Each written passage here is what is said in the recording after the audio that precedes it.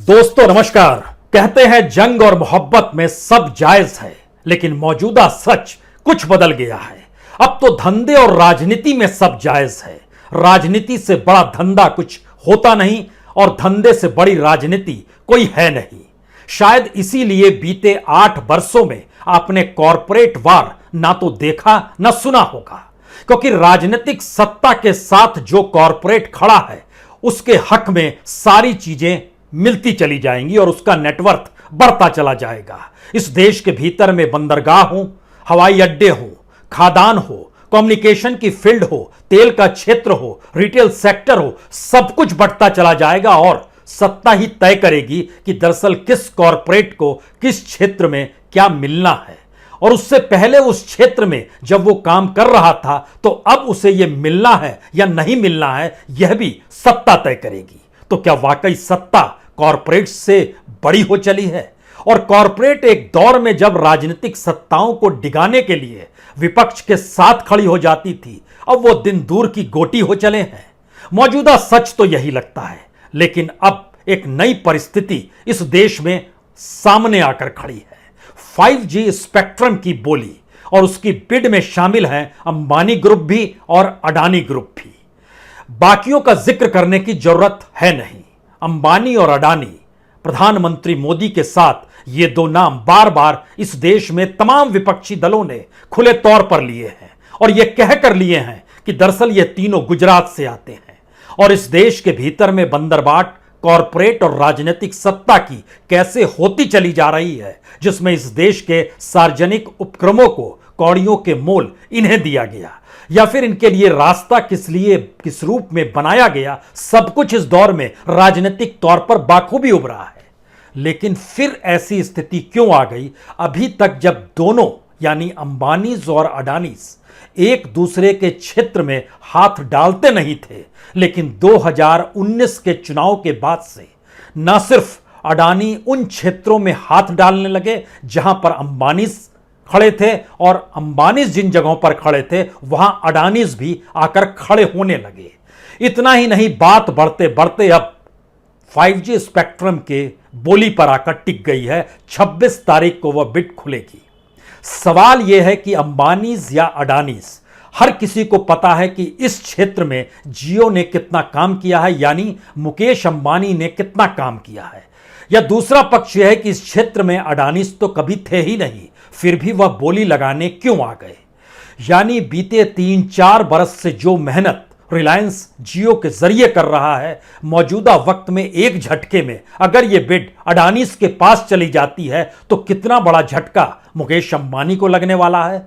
या फिर अंबानीज और अडानीज जब आमने सामने खड़े हैं तो राजनीतिक तौर पर इस देश की राजनीतिक सत्ता का हाथ है किसकी पीठ पर, यह दरअसल 26 जुलाई को पता चल जाएगा।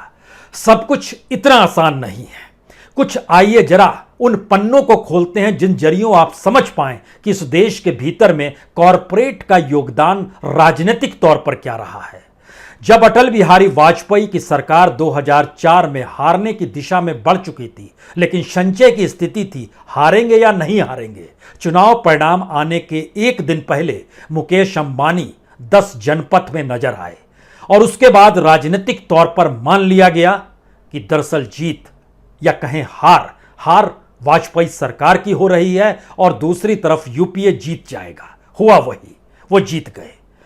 ये इस परिस्थिति के कागज को जब पन्ने को पलटिएगा तो 2004 से 2014 के बीच में रिलायंस का ग्रोथ कांग्रेस के सत्ता काल में जिस तरीके से हुआ, उतना ग्रोथ किसी दूसरे कॉरपोरेट का नहीं हुआ।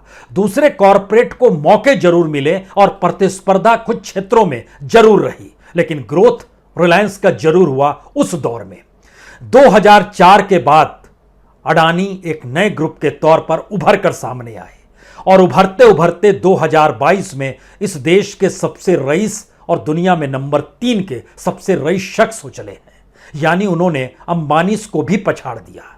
तो क्या वाकई 5G स्पेक्ट्रम को लेकर जब आमने सामने अंबानीज और अडानीज खड़े हैं तो क्या इस देश की राजनीतिक सत्ता भी अब तय करने जा रही है कि वह किसी एक ही कॉरपोरेट के साथ खड़ी होगी और दूसरा समझ ले उसके साथ वो नहीं खड़ी है। ये जानते समझते हुए कि 2015 में जब जियो ने अपने आप को लॉन्च किया तो उसके ब्रांड एम्बेसडर के तौर पर जिनकी तस्वीर थी वो तस्वीर देश के प्रधानमंत्री नरेंद्र मोदी की थी।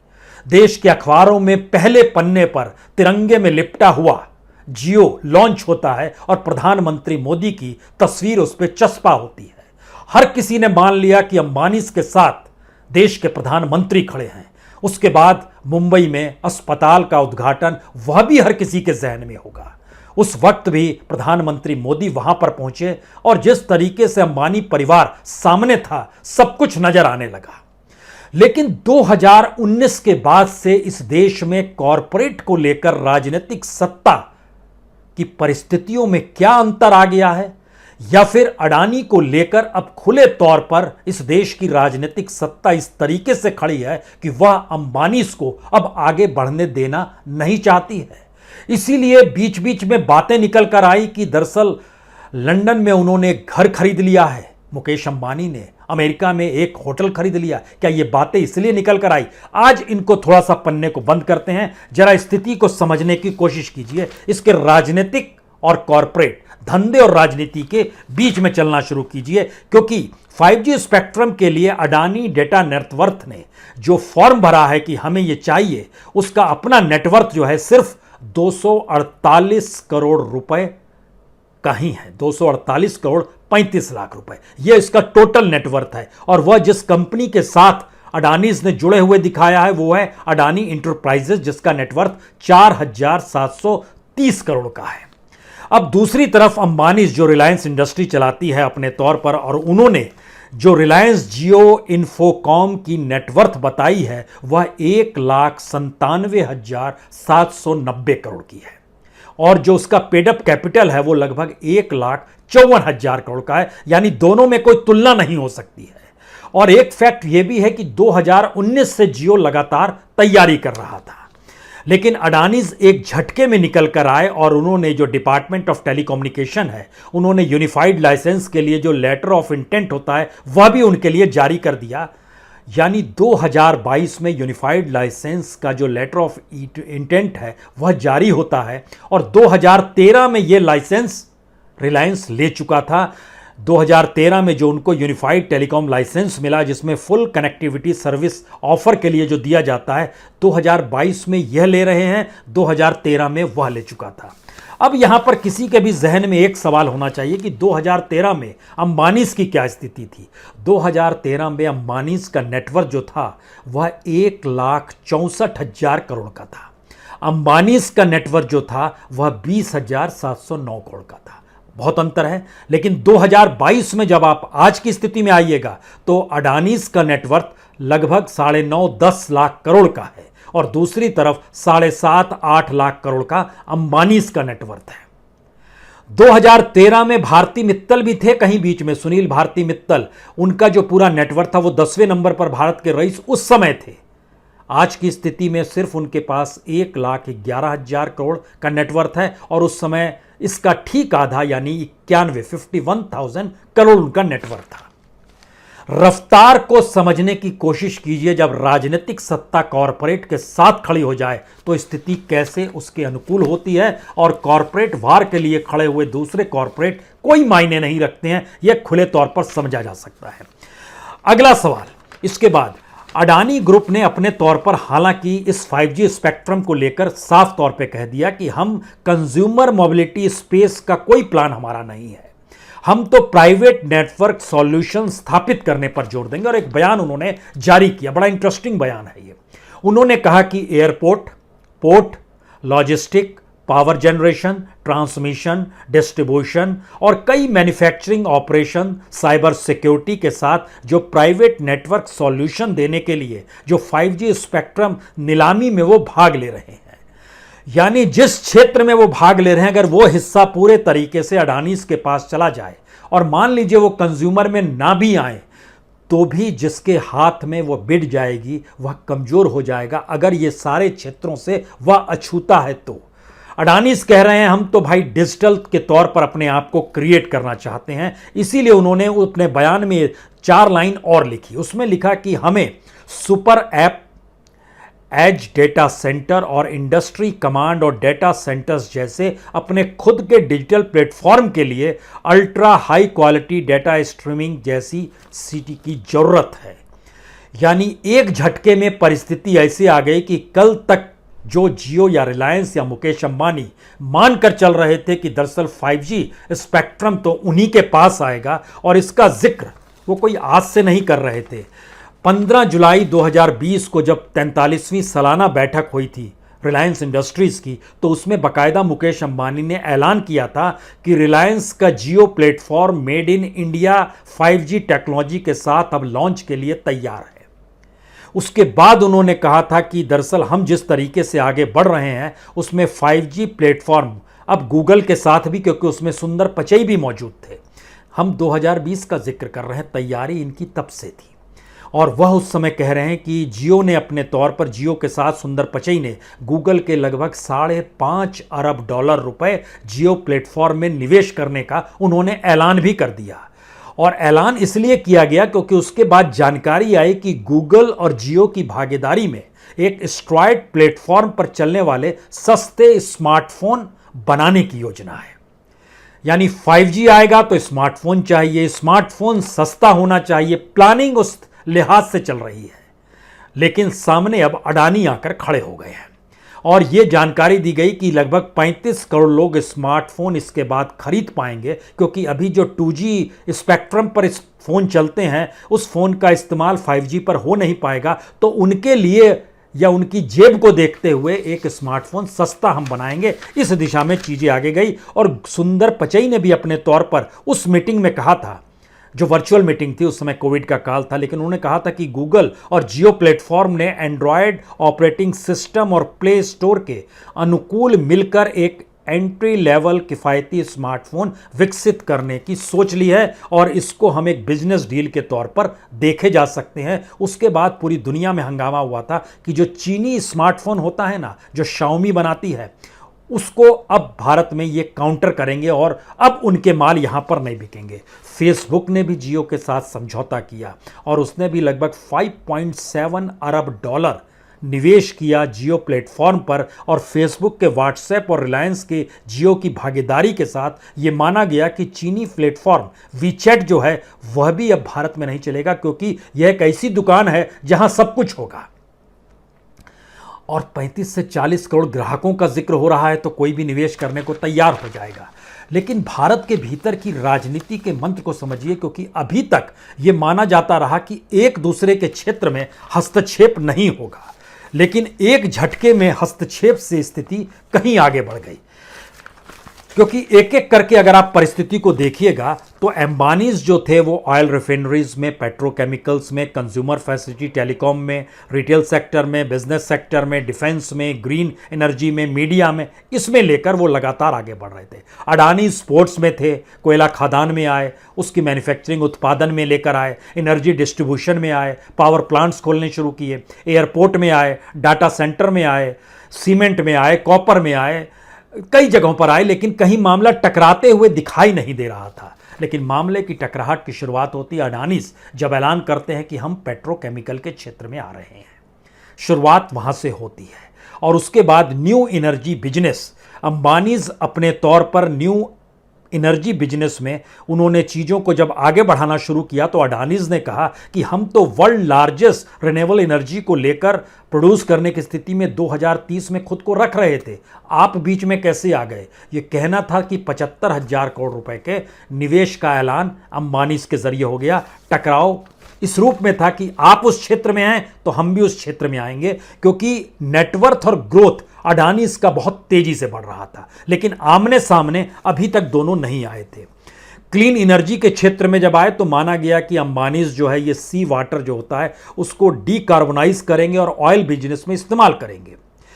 अडानी जो थे वह कह रहे थे सी वाटर का वो डिसैलिनेट करेंगे, उसमें जो नमक होता है उसको निकालेंगे और इलेक्ट्रोलाइजर को प्रोड्यूस करने के लिए ग्रीन हाइड्रोजन की दिशा में बढ़ेंगे। ये दोनों के अपने अपने रास्ते थे।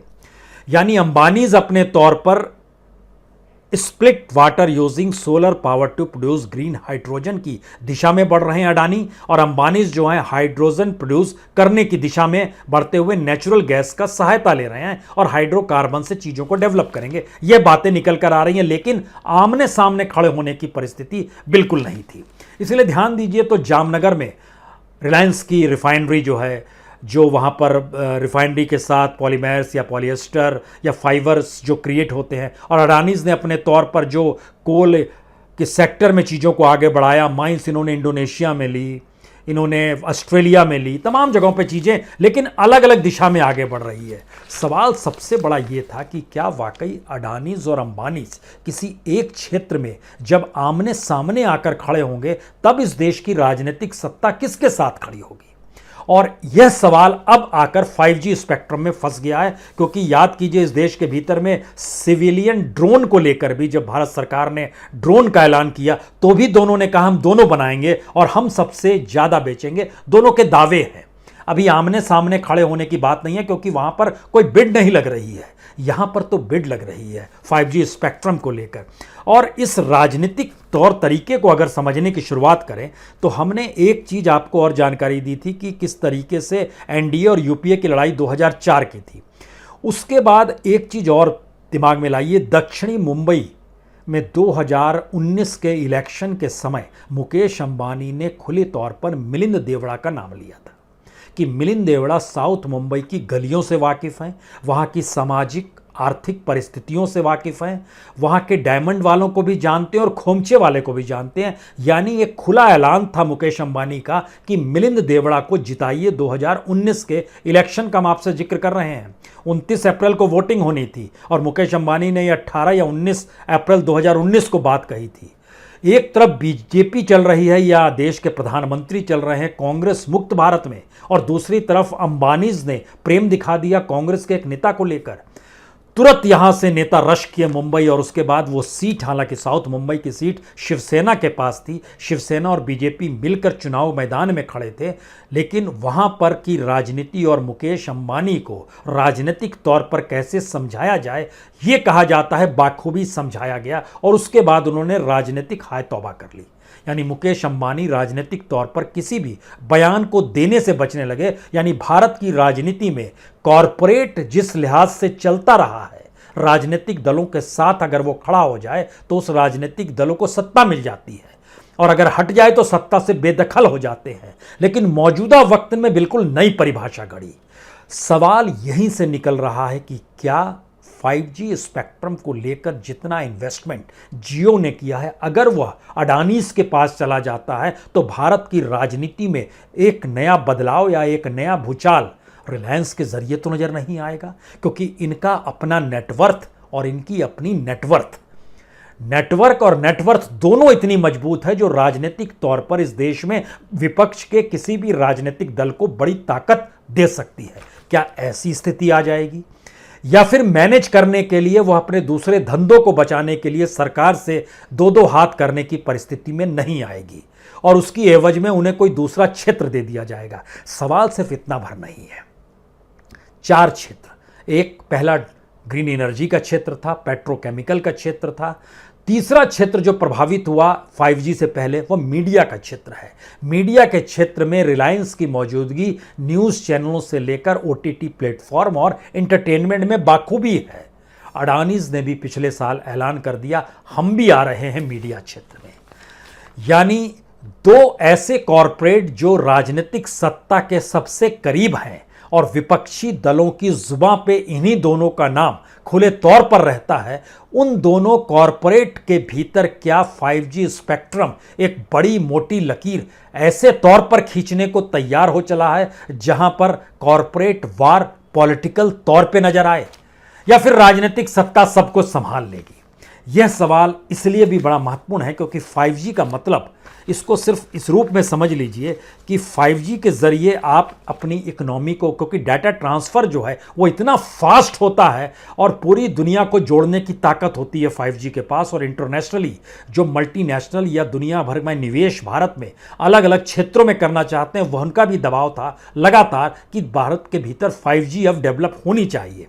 और ई कॉमर्स का क्षेत्र हो, हेल्थ सेंटर का क्षेत्र हो, यूनिवर्सिटी हो, स्कूल हो, किसान, दुकानदार, सबके साथ 5G को जिस रूप में जोड़ा जाएगा उसका बड़ा लाभ उस कॉरपोरेट को जरूर मिलेगा जिसके हक में बिड होगी। और रिलायंस इसी दिशा में आगे बढ़ रहा था क्योंकि उसने रिटेल सेक्टर में भी खुद को इसी तरीके से जमाया। सवाल सिर्फ ऑयल, पेट्रोकेमिकल, गैस और रिलायंस को जोड़ने भर का नहीं है या पॉलिएस्टर या पॉलीमर्स के हिसाब से जोड़ने भर का नहीं है। भारत के इंफ्रास्ट्रक्चर पर जिस कॉरपोरेट का कब्जा होगा वह कॉरपोरेट अपने तौर पर राजनीतिक सत्ता को अपने इशारे पर चला सकता है। यह मैसेज बहुत पहले से रहा है। मौजूदा वक्त में सरकार ने इस मैसेज को थोड़ा सा पलट दिया और कहा कि जो कॉरपोरेट राजनीतिक सत्ता के साथ खड़ा होगा उसके लिए सारी चीजें क्रिएट करते चले जाएंगे। और अडानीज का नेटवर्थ किस रूप में बढ़ा यह 2013 और 2022 की परिस्थिति से समझा जा सकता है। 20,000 करोड़ से 10 लाख करोड़ तक की परिस्थिति में आना कोई आसान नहीं है, सिर्फ उसी कालखंड में जिस कालखंड में मौजूदा राजनीतिक सत्ता की पसंद अंबानीज और अडानीज है, यह विपक्ष लगातार कहता है। अगला सवाल जो शायद सबसे बड़ा सवाल इस दौर में हो चला है, क्योंकि जितनी बड़ी तादाद में इंफॉर्मेशन टेक्नोलॉजी, कम्युनिकेशन और डाटा ट्रांसफर और स्पेक्ट्रम की जरूरत किसी भी कॉरपोरेट के साथ जुड़ने के साथ उसकी मजबूती के साथ आ जाएगी, वह उसके नेटवर्थ को कहीं ज्यादा बढ़ा देगी। यानी राष्ट्रीय और अंतर्राष्ट्रीय तौर पर उसकी मजबूती हर दूसरे कॉरपोरेट से कई गुना आगे चली जाएगी। यह ठीक वैसे ही है जैसे 5G स्पेक्ट्रम में आप अगर चीज़ों को ट्रांसफ़र कर रहे हैं तो इतनी तेज़ी से होता है कि 1 सेकंड में HD फिल्म जो है वो 3.5 घंटे की 1 सेकंड में हो जाएगी और सामान्य तौर पर उसमें 10 मिनट लग जाते हैं।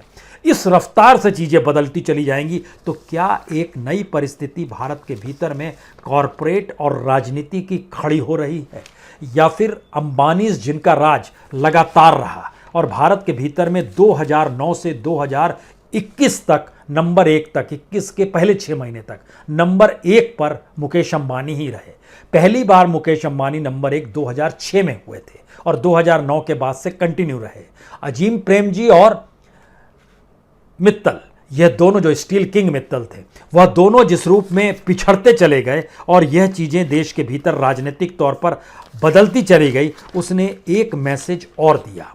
यह मैसेज इसलिए महत्वपूर्ण है क्योंकि तमाम कॉरपोरेट्स इस दौर में लगातार प्रयास कर रहे थे कि हम भी आगे बढ़ें। एयरटेल ने भी अपना आर्टिफिशियल इंटेलिजेंस के ज़रिए, वोडाफोन ने भी आर्टिफिशियल इंटेलिजेंस के ज़रिए परीक्षण शुरू कर दिया था कि हम किस तरीके से 5G का इस्तेमाल करेंगे।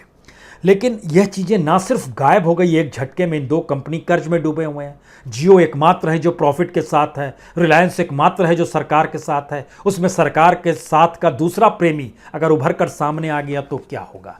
2022 में नंबर 1 पर अडानी ग्रुप है, यानी अडानी है। इससे पहले लक्ष्मी मित्तल और अजीम प्रेमजी, इन्हीं का जिक्र भारत में होता था जब तक अटल बिहारी वाजपेयी की सरकार थी। मनमोहन सिंह की सरकार में अंबानीज आ गए। अब नरेंद्र मोदी की सरकार का एरा 2021 के से शुरू हो गया जिसमें अडानी अब लीड कर रहे हैं, जिनको आप रोक नहीं सकते हैं। 3 सवाल आखिर में, क्या भारत की राजनीति में कॉरपोरेट बीते 8 बरस से जिस खामोशी के साथ बाहर बैठा रहा, वो पहली बार क्या अब अंदर आने को तैयार होगा? भारत के भीतर की सबसे बड़ी कमजोरी विपक्ष के राजनीतिक दलों की कमजोरी है, जिसमें कोई कॉरपोरेट किसी के साथ कैसे खड़ा हो और वो कॉरपोरेट छत्रपों के साथ खड़े नजर आते रहे, जिसमें चाहे उत्तर प्रदेश में समाजवादी पार्टी का जिक्र करें या फिर शरद पवार और उद्धव ठाकरे को लेकर महाराष्ट्र का जिक्र करें। लेकिन सेंटर की नई राजनीति ने इस देश के भीतर में कॉरपोरेट की पॉलिटिकल फंडिंग को भी बदल दिया, और जब वो बदल गया तो भारत की राजनीति में विपक्ष ठहर गया, रुक गया, थम गया, और भारत की राजनीति जो दिल्ली से चल रही थी वो सरपट दौड़ने लगी। कॉरपोरेट्स के पास कोई विकल्प नहीं था। 5G स्पेक्ट्रम की बिड जब 26 जुलाई को होगी, वो अंबानीज के पास जाती है या अडानीज के पास, उसकी एक बड़ी आहट राजनीतिक दरवाजों पर सुनाई देगी, यह मानकर चलिए। बहुत बहुत शुक्रिया, बहुत बहुत शुक्रिया।